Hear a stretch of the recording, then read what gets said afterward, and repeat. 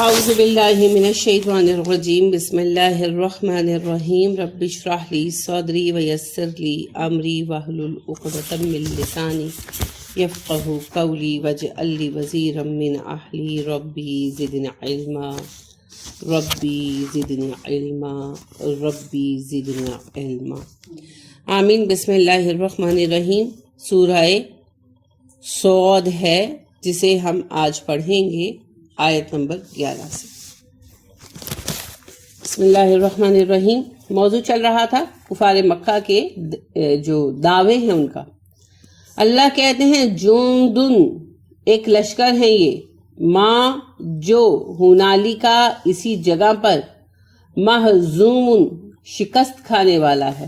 ہزیمت شکست کو کہتے ہیں، ہزامہ سے ہے یہ، تو مہزوم جو شکست کھا جائے، من الاحزاب گروہوں میں سے۔ یہ ایک لشکر ہے، ایک گروہ ہے جو مختلف گروہوں میں سے ایک ہے، اور اسی جگہ پر یہ شکست کھائے گا۔ یہ پیشن گوئی ہے قرآن کی کہ اللہ نے کہا کہ کفار مکہ ایک گروہ ہیں، ایک لشکر ہیں، ایک جیش ہیں، اور یہ یہیں پر شکست کھائیں گے، اور کھائی نہ، پھر مکہ فتح ہو گیا اور نبی کریم صلی اللہ علیہ وسلم سے یہ لوگ شکست کھا گئے۔ اور جس وقت میں اللہ سبحانہ و تعالیٰ نے یہ بات کہی، اس وقت تک دور دور تک اس بات کا کوئی اثر، کوئی نشان نہیں تھا، لیکن اگلے 14-15 سال میں یہ بات سچ ہوئی، مکہ فتح ہوا اور یہ لوگ شکست کھا گئے۔ کذبت جٹلایا، قبلہم ان سے پہلے، قوم نوح کی قوم نے، وعاد اور قوم عاد نے،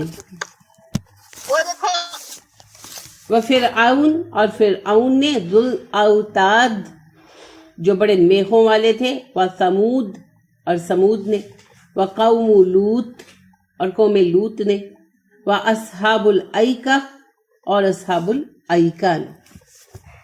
مختلف قومیں گنوائی ہیں اللہ نے۔ قوم نوح علیہ السلام کی قوم، اس کے بعد اگلی قوم قوم عاد، فرعون کا ذکر ہے، اور ذو الاوتاد ہم پہلے بھی ڈسکس کر چکے کہ یا تو اس سے مراد یہ ہے کہ جہاں کہیں ان کے لشکر خیمزن ہوتے وہاں میخیں ہی میخیں نظر آتی کہ بڑے بڑے سامان کے ساتھ یہ سفر کرتے، یا پھر اس سے مراد یہ کہ ان کی حکومت بہت مضبوط تھی، جیسے زمین میں کیل ٹھکی ہوتی ہے، ان کی حکومت بھی اسی طرح حاوی تھی، غالب تھی، مسلط تھی۔ اور یا پھر اس سے احرام مصر بھی مراد ہو سکتے ہیں جو میخوں کی طرح ٹھکے ہوئے ہیں، زمین میں پیوست ہیں، صدیوں سے قائم ہیں۔ تو مقصد یہ کہ بڑے آثار والے، بڑے اسباب والے لوگ تھے فرعون کے لوگ۔ وثمود اور قوم ثمود اور لوط علیہ السلام کی قوم، اور اصحاب الایکہ یعنی شعیب علیہ السلام کی قوم، تو سب تباہ ہو گئے، سب کا خاتمہ ہوا۔ جنہوں نے سرکشی دکھائی وہ سب ختم ہوئے۔ پہلے بھی عرض کر چکی ہوں میں کہ چند مخصوص انبیاء اور ان کی اقوام کا ذکر آتا ہے، سبب صرف یہ ہے کہ ان کے قصے مشہور تھے، اور یہود کے ہاں ان کا تذکرہ پائے جانے کی وجہ سے عرب بھی ان سے واقف تھے، اور معلوم دنیا میں یہی چند پیغمبر ہیں جن کی نشانیاں یا آثار اس طرح باقی ہیں کہ ان کے ہونے کا ثبوت ہے، باقیوں کا ثبوت اور تذکرہ باقی نہیں۔ اس وجہ سے اللہ نے وہی جانی پہچانی مثالیں بیان کی جنہیں تاریخ انسانی آج بھی ثبوت اور آثار سے جانتی ہے۔ اولئک الاحزاب، یہ سب بڑے بڑے گروہ تھے۔ احزاب بڑے بڑے گروہ، حزب سے ہے۔ اللہ کہتے ہیں تو بہت بڑی قومیں تھیں۔ اب دیکھیں نا، قوم عاد کا تذکرہ پڑھا ہے آپ نے، کہاں قوم عاد کی ترقی اور کہاں یہ مکہ کے سردار۔ ان کا وہی عالم تھا جیسے لاہور جیسے عظیم شہر کا کسی چھوٹے گاؤں کے ساتھ مقابلہ کیا جائے، یا پاکستان کا ترقی کے اعتبار سے امریکہ کے ساتھ مقابلہ کیا جائے، تو وہ بڑی بڑی اور ترقی یافتہ قوم تھی، اسٹیبلشڈ تھی۔ عربوں میں تو کوئی گورنمنٹ ہی نہیں تھی، عرب تو جو تھے خانہ بدوش لوگ تھے، کوئی سینٹرل گورنمنٹ نہیں، کوئی سینٹرل باڈی نہیں۔ تو اللہ فرماتے ہیں وہ تو بڑے بڑے گروہ تھے، وہ مٹ گئے تو اے گروہ کفاران مکہ تمہاری کیا حیثیت۔ ان نہیں، کلن سب کے سب، الا مگر، کذبا جٹلا دیا، الرسول رسولوں کو، فحقا تو ثابت ہو گئی، عقاب میری سزا. ان سب نے رسولوں کو جھٹلایا تو ان پر میری سزا کا فیصلہ ثابت ہو گیا. تباہی کا سبب کیا تھا؟ رسولوں کا انکار. تو نبی کریم صلی اللہ علیہ وسلم کا انکار کر رہے تھے نا اہل مکہ. یہی اللہ کہہ رہے ہیں اگر انکار کرو گے تم بھی سزا پاؤ گے. وما نہیں ينظروا انتظار کرتے، ہؤلائی یہ سب لوگ، الا مگر، صیحۃً چیخ کا، آواز کا، واحدۃً ایک، ما لہا نہیں ہے اس کے لیے، من فواق کوئی ڈھیل، کوئی وقفہ. فوق ہوتا ہے اونچا ہونا، ایک سے اونچا ہونا. تو جو اوپر اور نیچے چیز ان کے درمیان گیپ ہوتا ہے نا، جیسے آپ کے سر پر چھتری ہے تو سر میں اور چھتری میں گیپ ہے نا، تو ایک چیز تھوڑے گیپ کے ساتھ کسی دوسری چیز پر چھائے اسے فوق کہتے ہیں. تو اسی سے پھر فواق ہے معنی کے وقفہ آنا، گیپ ہونا. اللہ کہتے ہیں یہ کس بات کا انتظار کر رہے ہیں؟ ایک دھماکے کا، ایک چیخ کا جن پر مسلط کی جائے گی، اور اس میں کوئی ڈھیل، کوئی وقفہ نہیں ملے گا. یعنی عذاب جب آئے گا تو محض ایک ساؤنڈ جنریٹ ہوگی. اگر اللہ اس طرح عذاب بھیجتے جیسے پچھلی قوموں پر آتا رہا، یعنی زلزلہ آ جاتا، یا آتش فشاں پھٹ جاتا، یا سیلاب آ جاتا، تو کیا ہوتا ہے؟ بس انسان سنتا ہے اس سے پہلے کہ سمجھ پائے تباہ ہو جاتا.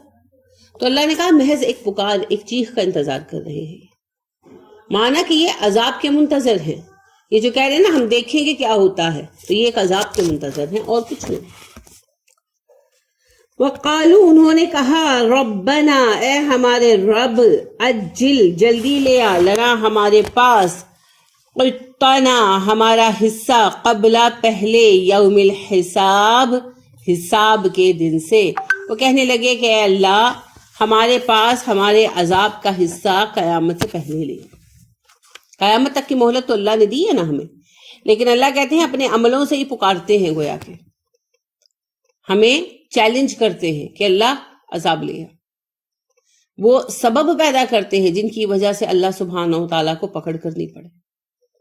تو انبیاء کرام علیہ السلام کا انکار کرنے والے اللہ کے غضب کو دعوت دیتے ہیں. کیا یہ بات صرف کفار مکہ کے لیے ہے؟ تو ہم بھی تو سود کا نظام چلا کر اللہ کے غضب کو دعوت دے دیں نا. اللہ نے وضاحت سے کہا ہے کہ جو سود لے گا دے گا وہ اللہ اور رسول کے ساتھ حالت جنگ میں ہے. تو اللہ اور رسول سے جنگ کرنے کے بعد ہم کہتے ہیں حکومت بری ہے اور مہنگائی بڑھ رہی ہے.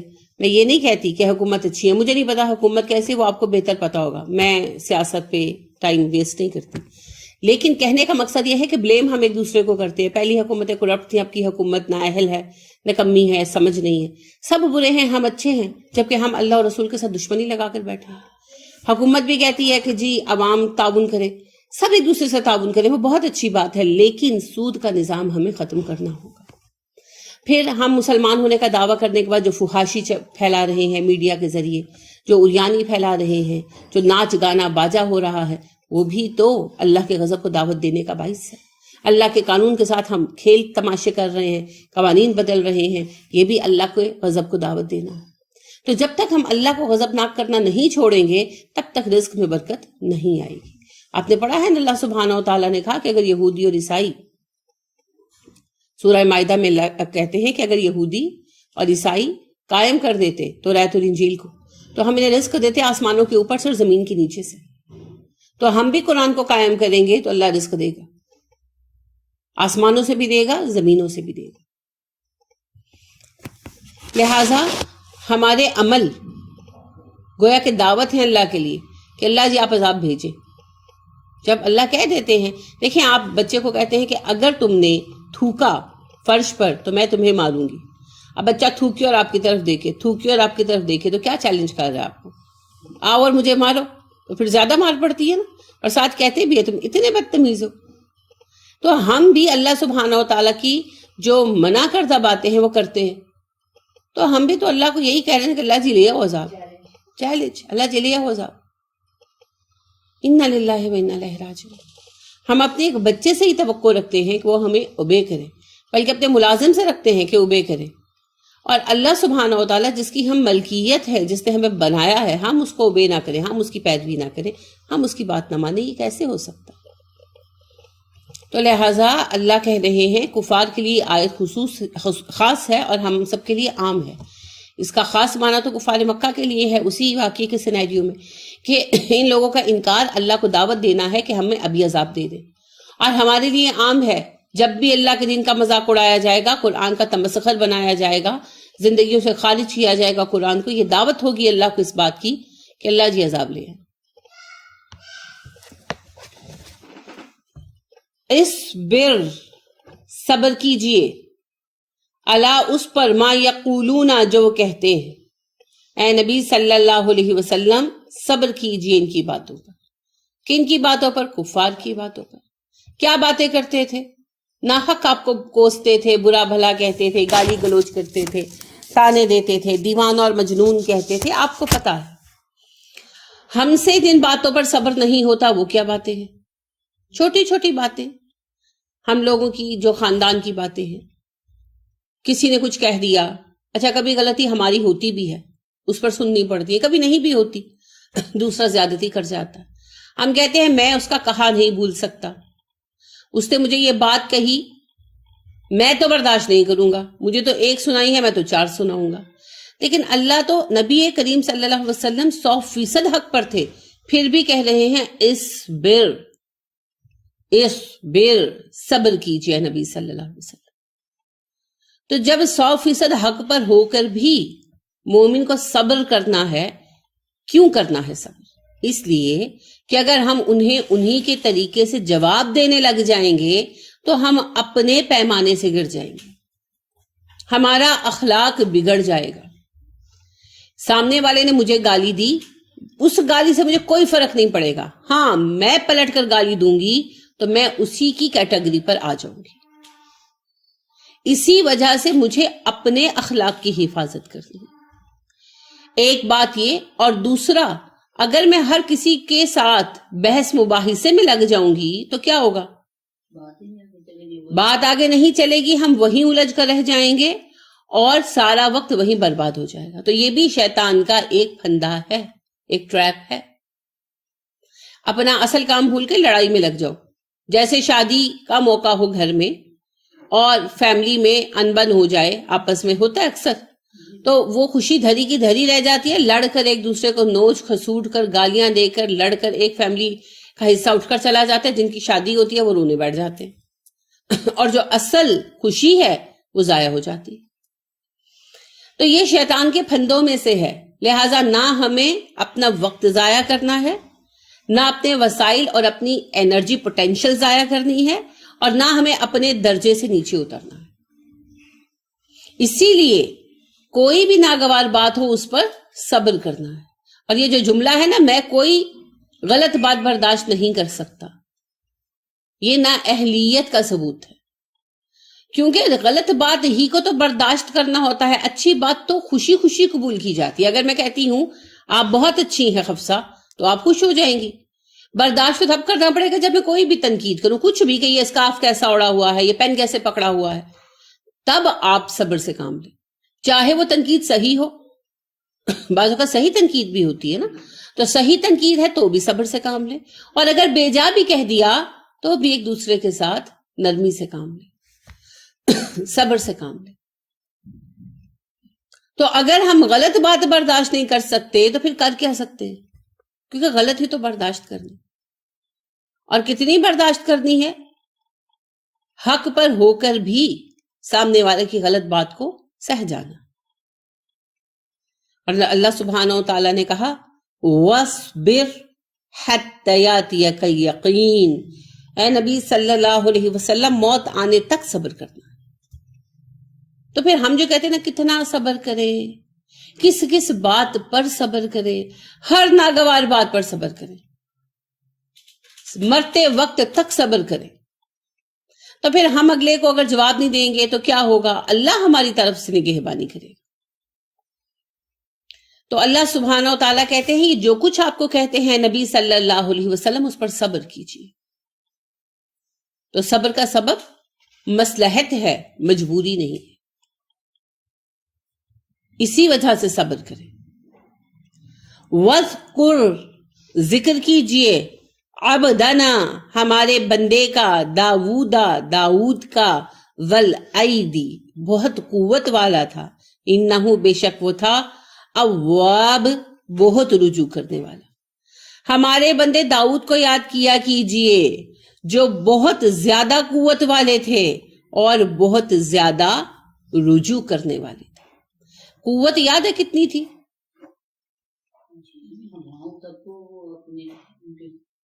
نہیں، ہواؤں کو انہوں نے اپنی قوت سے بس میں نہیں کیا تھا، اور ہوائیں ان کے لیے مسخر کی بھی نہیں گئی تھی، وہ تو سلیمان کے لیے کی گئی تھی، اور پاور سے نہیں کی تھی، کسی کے بس میں نہیں ہے. ہوا اٹھا کر وہ پھینک کے مارے، وہ تو معجزہ تھا، وہ اللہ نے حکم دیا تھا. ہاں جی، جالوت کو، آسان تھی، جالوت کو جب مارا تو غلیل مارا نا، تو اب دیکھیے کہ بازوؤں میں قوت تھی. آپ کتنا تھرو کر سکتے ہیں چیز کو دور، it depends on your power. آپ کسی چیز کو پھینکتے ہیں تو اتنا ہی دور پھینک سکتے ہیں نا جتنی بازو میں قوت ہے. ایک چھوٹا بچہ یہاں پھینکے گا اور بڑا بچہ دور پھینکے گا. تو یہ تھرو جو ہوتا ہے نا، یہ پاور کی وجہ سے ہوتا ہے. تو یہ سارا تھرو جو ہے یہ پاور پر ڈیپینڈ کرتا ہے. تو یہ بالکل ینگ لڑکے تھے اس وقت، 14 15 16 سال کے.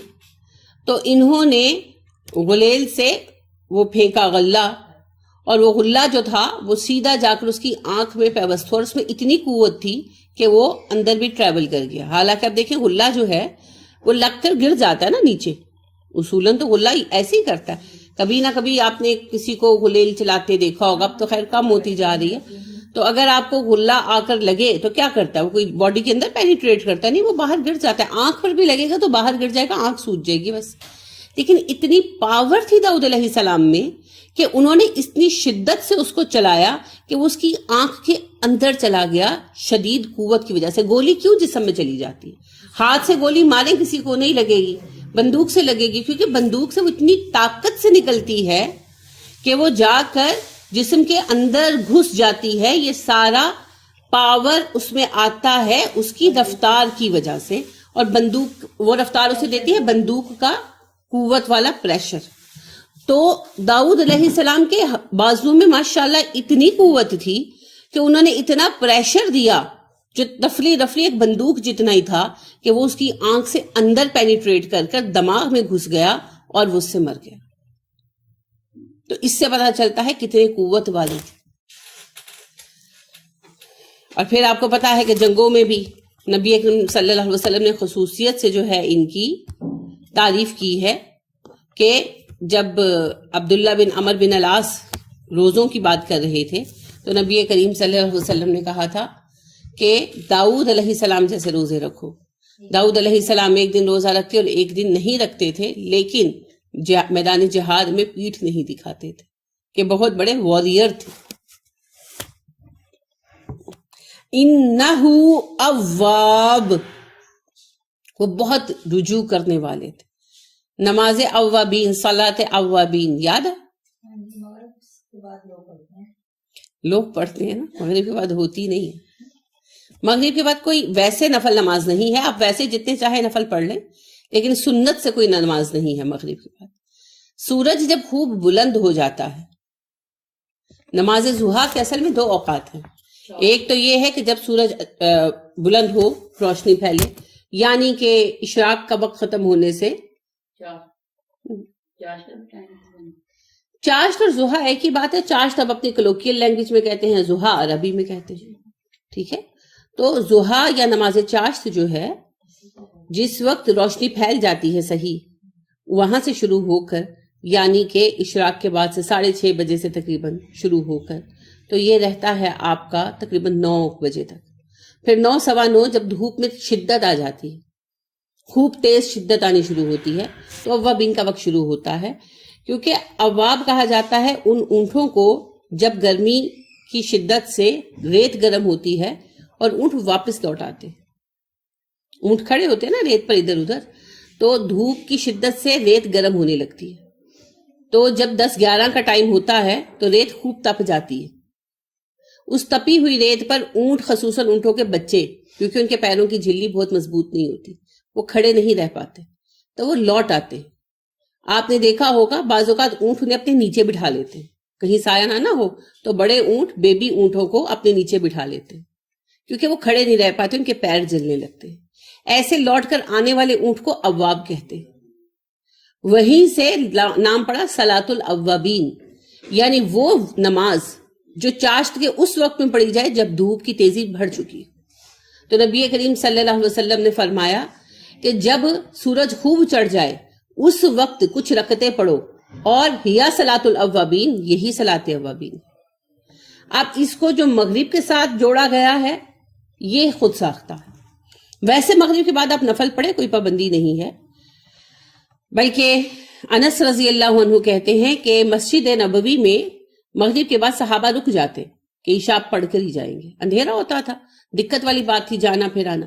تو اس دوران کچھ صحابہ تو بیٹھ کر قرآن کا مراجعہ کرتے، یعنی ریویژن کرتے، اور کچھ لوگ بیٹھ کر نوافل پڑھتے. تو صحابہ کی 7 وقت ہے، صحابہ کی بڑی تعداد نوافل پڑھتی. تو مغرب سے عشاء کے دوران صحابہ نفل نماز پڑھ لیتے تھے. بڑی تعداد نفل پڑھتی سے مراد یہ ہے کہ مراجعہ کرتے اور پھر بیچ میں 2 رکعتیں 4 رکعتیں، ہر کوئی کوشش کرتا کہ میں بھی نفل پڑھ لوں، یہاں تک کہ نبی کریم صلی اللہ علیہ وسلم پھر عشاء کے لیے آ جاتے. تو وہ کھلے نفل آپ جتنے چاہے پڑھ لیں، دیٹ از یور چوائس. لیکن صلاۃ الاوابین وہی ہے جو چاشت کی نماز ہے، اس وقت جب دھوپ تیز ہو جائے.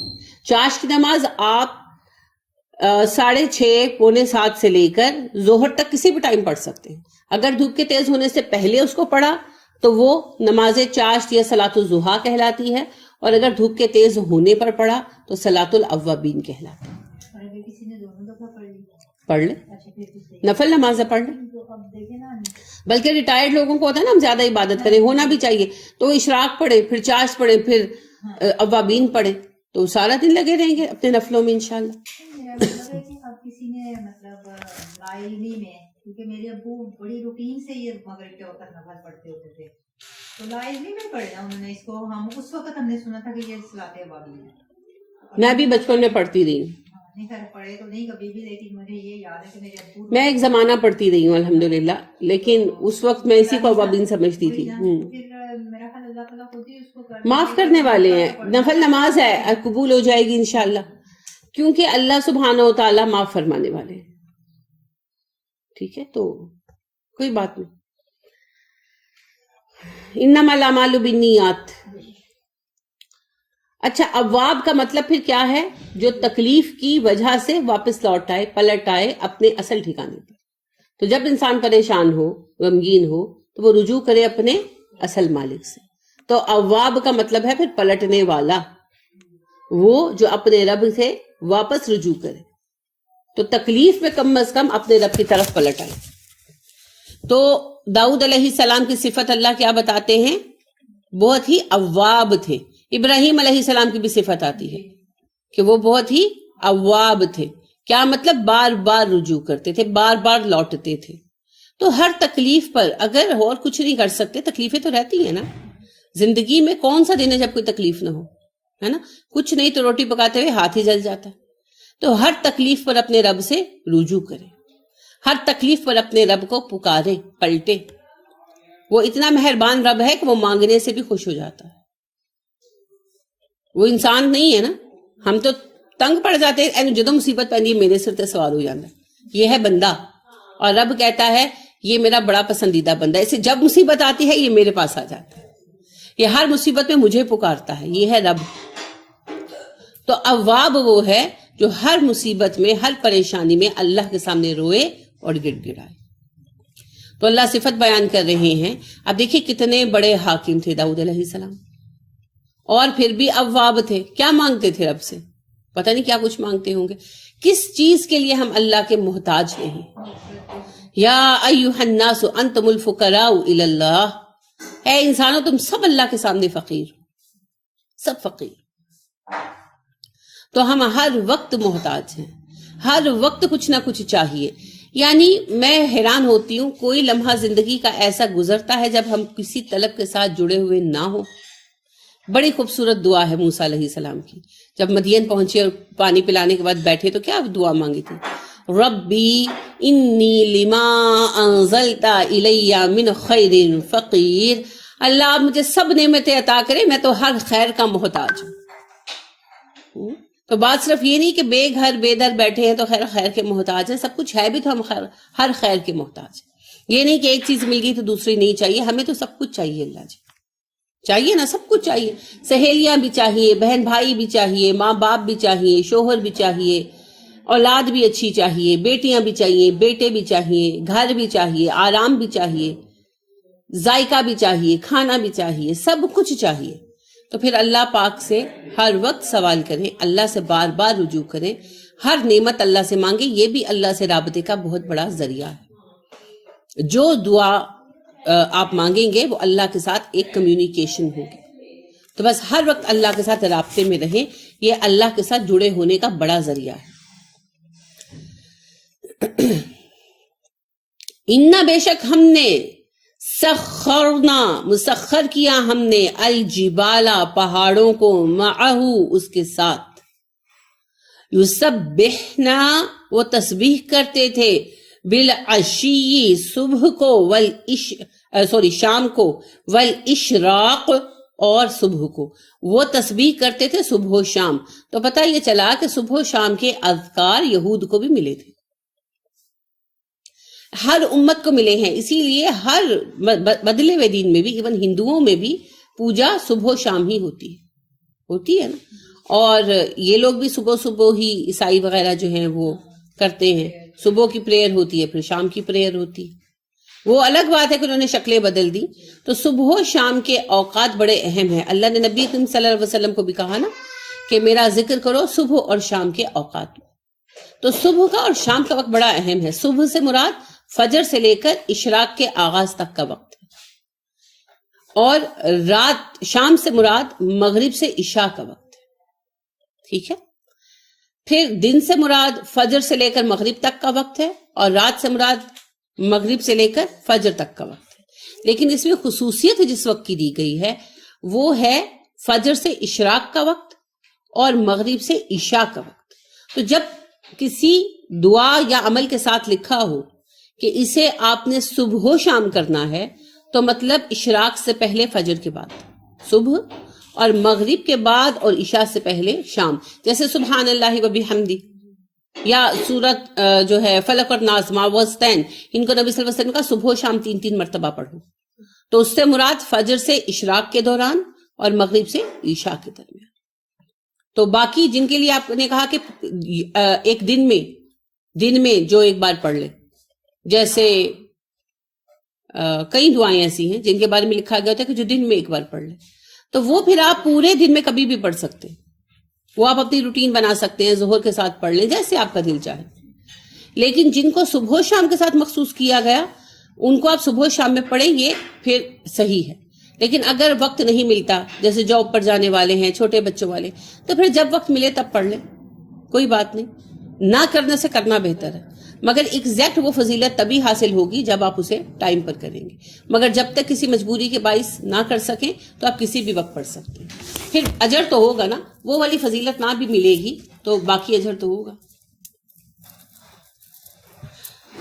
وَالطَّيْرَ اور پرندے محشورہ جمع کیے جاتے تھے. محشورہ حشرہ سے ہے، اکٹھے کیے جاتے تھے. جب صبح و شام تسبیح کرتے داؤد علیہ السلام تو ان کے ساتھ پہاڑ بھی تسبیح کرتے اور پرندے بھی اکٹھے ہو جاتے اور تسبیح کرتے. اب اس سے ایگزیکٹ کیا مراد ہے آج ہم نہیں جانتے، کیونکہ یہود نے محفوظ نہیں نہ رکھا ان باتوں کو. اب یا تو اس سے مراد یہ ہے کہ پرندے اکٹھے ہو کر اپنی اپنی آوازوں میں بولتے، ساتھ اپنی چہچہاتے اتنی دیر، اور پہاڑوں میں گونج جو پیدا ہوتی اسے ان کے ساتھ تسبیح کرنا کہا گیا. یا کہ اس کی کوئی فزیکل کیفیت تھی، تو اس معجزے کی اصل شکل پھر کیا تھی ہم نہیں جانتے.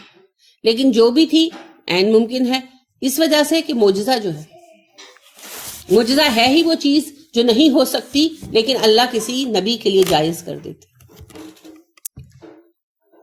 کلن سب کے سب لہو اس کے لیے اواب متوجہ ہونے والے تھے۔ کون؟ پہاڑ اور پرندے۔ آپ نے کبھی دیکھا صبح و شام پرندے چہچہاتے ہیں؟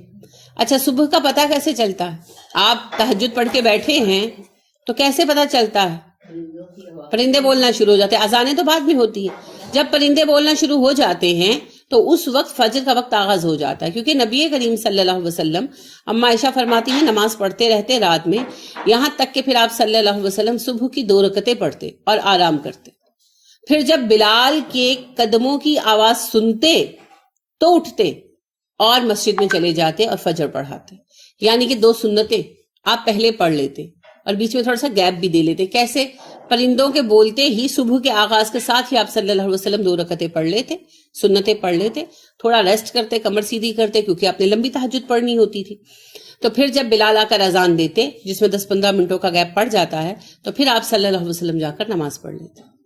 تو آپ تہجد اگر پڑھیں تو آپ اس چیز کو ایکسپیرینس کریں گے کہ پرندوں کے بولنے میں، مؤذن کی اذان میں 15-20 منٹ کا گیپ آ جاتا ہے۔ تو پرندے بولنا شروع کرتے ہیں اور اشراق کے وقت تک وہ شور مچاتے ہی رہتے ہیں، اور عصر کے ساتھ جو ہے ان کا جو ہے چہچہانا شروع ہو جاتا ہے اور پھر مغرب کے وقت ختم ہو جاتا ہے۔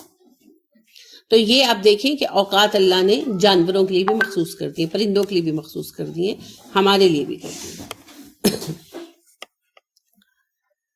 وَشَدَدْنَا مضبوط کر دی ہم نے ملکہو اس کی سلطنت، وَآتَيْنَاهُ دی ہم نے اس کو الحکمت حکمت، وَفَصْلَ اور فیصلہ کن الخطاب بات، ہم نے انہیں مضبوط حکومت دی، حکمت عطا کی اور فیصلہ کن بات کرنے کی توفیق دی، یعنی وہ بہت اچھے فیصلے کرتے تھے۔ ہم نے انہیں عظیم مضبوط حکومت دی۔ آپ کو پتا ہے داؤد علیہ السلام اور سلیمان علیہ السلام جیسی حکومت کسی کو نصیب نہیں ہوئی، اور انہوں نے مسلمانوں کی حکومت کو بہت مضبوط بنیادوں پر قائم کیا۔ جن وغیرہ سلیمان علیہ السلام کے تابع کیے گئے تھے، داؤد علیہ السلام کی حکومت کو ویسے ہی اللہ نے مضبوط کر دیا تھا۔ اللہ نے انہیں لوہے کا استعمال سکھایا تھا۔ آئرن ایج کا آغاز داؤد علیہ السلام کا زمانہ ہے، تو جیسے آج ایٹم بم ہے جن کے پاس، وہ مضبوط ممالک ہیں، بالکل اسی طرح لوہا تھا اور لوہے کا استعمال تھا داؤد علیہ السلام کے پاس، تو ان کی حکومت بڑی مضبوط حکومت تھی۔ وَآتَيْنَاهُ الْحِكْمَةَ ہم نے اسے حکمت عطا کی، دانائی عطا کی، یعنی وہ بڑے دانا آدمی تھے، بہت اللہ نے انہیں تفکر کی قوت بخشی تھی۔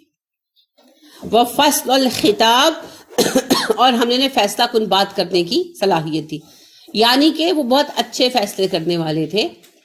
معاملات کا صحیح نتیجہ نکالنا اور صحیح فیصلہ کرنا، اللہ نے یہ قوت داؤد علیہ السلام کو عطا کی تھی۔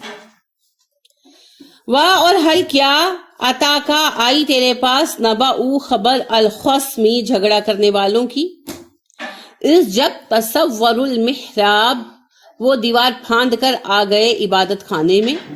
کیا آپ کے پاس ان جھگڑا کرنے والوں کی اطلاع آئی جو دیوار پھاند کر عبادت خانے میں آ گئے داؤد کے؟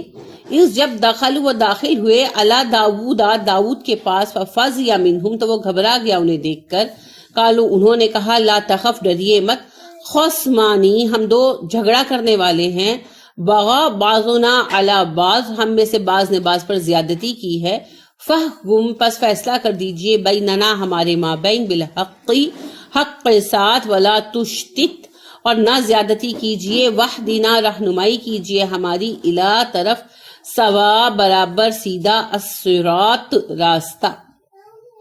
وہ کہنے لگے کہ آپ گھبرائیے مت داؤد، ڈریے مت، ہم 2 ایسے لوگ ہیں جن کے درمیان جھگڑا پیدا ہو گیا ہے، ہم میں سے ایک دوسرے پر زیادتی کر رہا ہے، تو آپ ہمارے درمیان صحیح فیصلہ کر دیجئے اور زیادتی نہ کیجئے گا، اور ہمیں سیدھا راستہ بتائیے گا کہ صحیح فیصلہ بتائیے گا۔ انا بے شک ھذا اخی یہ میرا بھائی ہے، لہو 99 نعجتن اس کے پاس 90 دمبیاں ہیں، ولی ناجۃ واحدہ میرے پاس ایک ہی دمبی ہے۔ فقالا اس نے کہا اکفلنیہا مجھے اس کی کفالت دے دے، مجھے سونپ دے اس دمبی کو، وعزنی اور غلبہ پا لیا مجھ پر فی الخطاب باتوں میں۔ اس سے کہا جی یہ میرا بھائی ہے، اس کے پاس 90 دمبیاں ہیں، میرے پاس ایک دمبی ہے، اس سے مجھے کہا اپنی دمبی بھی مجھے دے دو، اور باتوں میں یہ مجھ پر غالب آ گیا، یعنی اس نے مجھے لاجواب کر دیا۔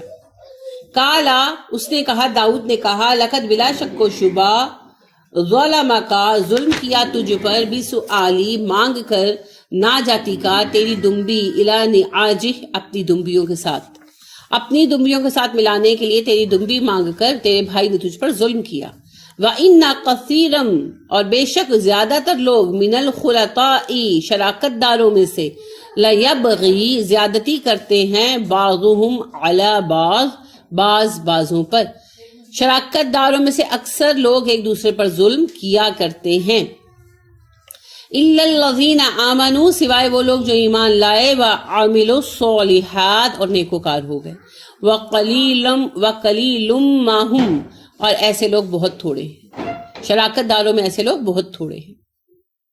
وَظَنَّ داؤد اور پھر سمجھ گیا داؤد، انما کہ بے شک وہ، فتناہ آزمایا گیا ان سے، فاستغفرات اس نے بخشش مانگی، ربہ اپنے رب سے، وخر گر پڑے، راقین رکوع کرتے، واناب اور رجوع کرتے۔